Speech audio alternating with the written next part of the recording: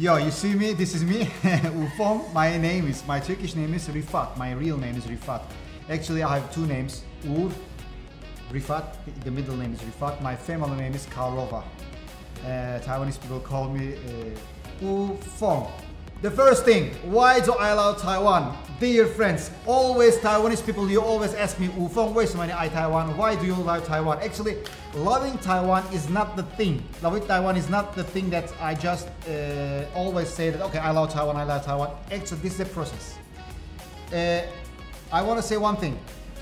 I love Taiwan, it's all about my life attitude. If I go to United States, if I weren't in Taiwan, for example, if I would live in Japan or any country, believe me, I would love that country, I would love that city, because this is my life attitude. And technology, the tracking, the third thing is I think the most important thing is the tracking, because in Turkey we don't have any tracking system. But in Taiwan, the best thing, I really appreciate the thing, once you get in Taiwan, step in Taiwan soil, they check your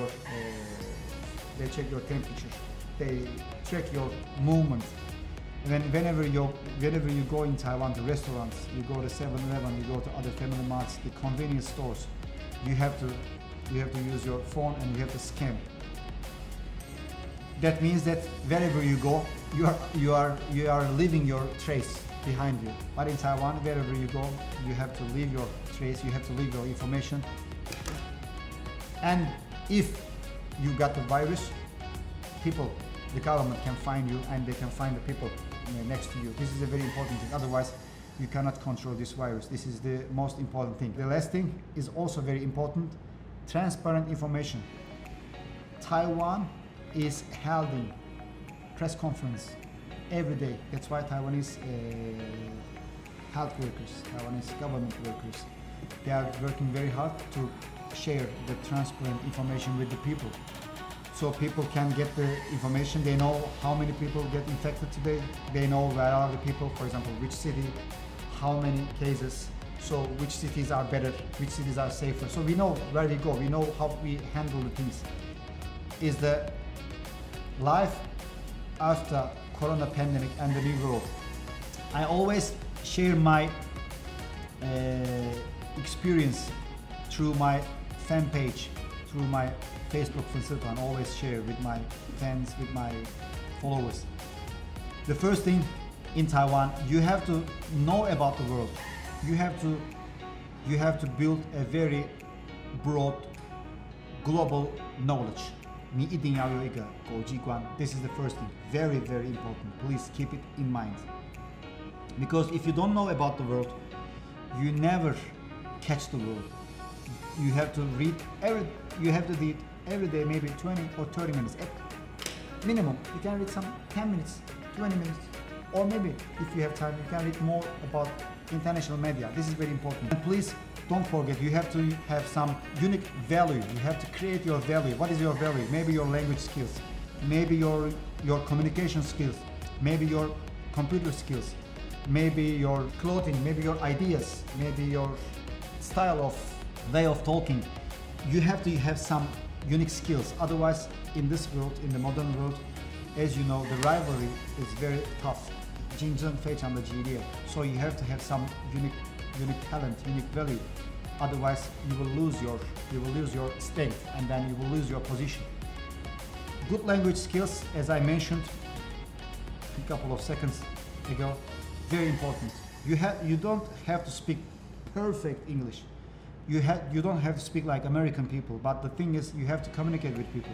You have to believe yourself. You have to talk. You have to come close to other people. This is very important. So practice makes everything better. I never lived in USA. I never lived in England, but I can talk with the people. I can feel very happy to share my stories. So that's why invest yourself. Invest the languages. What kind of language you want to learn? Anything. French, Turkish, German. Please learn something useful. Don't learn something not useful. This is very important. Self-confidence, I already told you, very important. You have to believe yourself. 要有自信，才有办法可以呈现出来你的个性。It's also very important. And invest in new businesses. You have to always look forward to see what is the new trend, what is the new business opportunity, where are they? For example, I invest online class teaching, I invest food business. So please don't stop for anything. Look for better opportunities, and if you have some friends who has more experience than you can listen their stories, you can get some information from them, you can get some experience from them. These are very important. These are my tactics for you. I hope you got what I mean. Anyway, thank you for your attention and for your time. I was wondering, like, what did you do, or what do you do to kind of help you be able to use those terms so easily and have a conversation about like really specific subjects such as like politics or business, science, things of that sort? First of all, thank you for your questions. Very nice to meet you. And your question is very important because language is very, as you know, is very deep. You cannot learn a language perfectly. Even my Turkish language, some specific areas I cannot talk because of the very specific words. I'm not very good at science. I'm not very good at all those terms. I'm good at entertainment business because I'm working as an entertainer. The first thing, my life is all about this. If I need to learn, I always work in those businesses. For example, if you are looking for science-related Chinese, so you have to work in science department, or you have to work in a company which is investing in science. But if you are looking forward to learn, if you are looking for future to learn about politics, you have to work in politics. This is you have to do. You have to find a job which offers you a very specific spot, very specific space to improve your language. My name is Anjali. It means a sacred gift in Sanskrit. I am half Indian and half Taiwanese. I was born and raised in Taiwan. I studied in the UK for 4 years, and then I worked in Taiwan for a year, and I worked in Canada for a year, and I returned to India January 2020, just before the pandemic started. So after talking about India, let's talk about Meghalaya's response to COVID. So I previously mentioned it's a Christian, matrilineal, tribal society. Doesn't make any difference to the rest of the India. So a straight answer is no, or I don't know if our approach has a direct link to being Christian or matrilineal. But I think Meghalaya has definitely performed quite a strong pandemic response compared to many places of the country. So despite the state's limitation in terms of health infrastructure or financial resources, Meghalaya's success can be kind of attributed to the collective effort of the state government and the work of community-driven traditional institution, which is the headman system, the Rongba Dong and Rongba Shnong. So in Khasi culture, every village has a headman and every locality has a small headman. It's very similar to Taiwan's Lizang system, like Lizang and Lingzang. So which played a very crucial part, managing the pandemic here. So during lockdown or containment period, we are, if anyone comes from outside state, you have to report to your headman. And our headmen actually, they keep count of all of the confirmed cases. They keep track of, how many households have, how many outsiders coming. And they actually update us daily. So this is like, we have a little WhatsApp group, like a locality group chat. And my headman, he sends us, daily cases of the locality and, any law updates or regulation updates.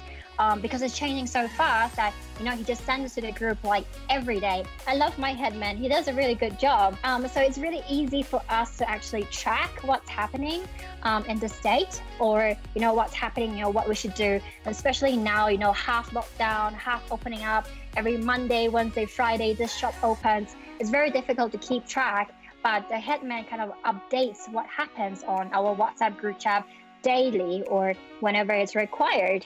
The headmen respond. So I run half of my house as an Airbnb. So when India kind of opened up a little bit earlier this year. I kind of started my Airbnb for 2 months, and my last group of guests were a family coming from south of India, and they wanted to stay here for a month to do kind of like a workation, you know, kind of experience a different culture. So they drove 5 days from Bangalore to here in Shillong. As they entered, they had to do like an RT-PCR test. Unfortunately, one of them got tested positive. But luckily, I had no interaction with them because it was like a self-check-in. But as soon as I knew, I had to report to the headman. And immediately after like an hour, I received call from the health department. I received call from, you know, the headman again. And then the next day, they came to my house, you know, just to make sure that they are in quarantine right now, no interaction with anyone. They also make sure, you know, how are they gonna, you know, eat? How are they going to order food? You know, they just came to make sure that everything was okay and there was, you know, no means for panic. And the next day, when I was going to throw out garbage, we also have like a garbage truck, you know, they go ba, ba, ba, and then you have to go and throw out your garbage. And the garbage man saw me in the distance and be like, wait, the headman told me not to take your garbage. I was like, what?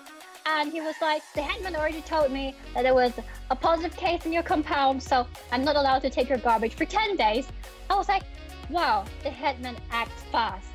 So I think this is like really surprising efficiency from India to see how fast the headman actually reacts to, you know, the situation in his locality. And it's kind of like the micromanagement kind of helps in a whole, since India's, you know, high population and diverse population. I remember there was a time that, you know, there was no power, there was no water, and there was a lockdown, and I feel like I was in a reality TV show.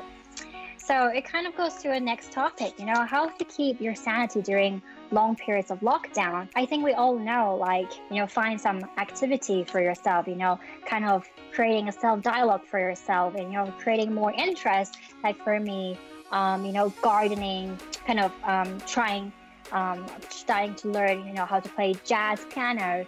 And I think it's creating a short list instead of a long-term list kind of helps you, because when you know, don't rush into big goals. If you can finish, you know, small daily tasks, it kind of gives you more of a sense of accomplishment, a kind of fulfillment, and you don't feel so stressed about it. And, you know, don't focus on the situation you cannot control. And also, most importantly, don't compare. This is by far the hardest part for me, because I see, you know, all my friends having fun. 然后是想问说，为什么印度的ICU 会让就是患者的家属去就是负责采买患者需要的东西，而不是由医院那边统一来购买。I think it's because so in India people are not that rich. And, you know, by giving them, you know, the receipt, you know, they have to go and buy things there. They know their budget, you know, like they know how much they are spending, instead of getting, you know, a bill later on and you know, shocked by how expensive it is. It's sad, but what happens is a lot of people, after maybe a couple of days, they realize that they can't afford it anymore. Then they will be like, we have to let the patient die. We can't afford it anymore. Or we have to transfer to a government hospital, which is cheaper. Because, for example, this hospital was a private hospital because it was the only hospital with a neurosurgery department. So I think for that system, also they don't have enough staff, you know, on the ICU side to make sure that everything is in place. And because you have to pay for everything, you know, in Taiwan, when you look at your jianbao, you don't pay for cotton, you don't pay for syringes, you don't pay for these small, tiny items. You know, it's all covered within jianbao. But here in India, you have to pay for it. Wow, online courses is very trendy, especially after the COVID-19. Everything is online. Shopping is now online. We order food online. We call taxi online. Online is, being online is good. Being online is good because you cannot go everywhere. For example, today's lecture, I came to Taoyuan, but we had 7 different places. 7 different places the people from 7 different places are they joined my lecture. So if we did this event as a real event with the audience, I guess maybe half of them, maybe more, they couldn't come here. So being online is good because you have, in less time, you can do more things. This is also good. I think it's when, I kind of ask people, during the class, what do you think? What would you do if you were me? And kind of people's responses. I think it's quite interesting to see, in Taiwan, people kind of have similar answers to these questions and how they actually don't fully apply in India. I think that really kind of shows how different the culture is and how different, we face situation based on our experience in Taiwan or in India. And I think that's quite an interesting interaction that we had. And this is also the first full English webinar, and I think I'm not sure how much people actually could understand, but I think people still really responded and also raised really good questions, so I think that was great.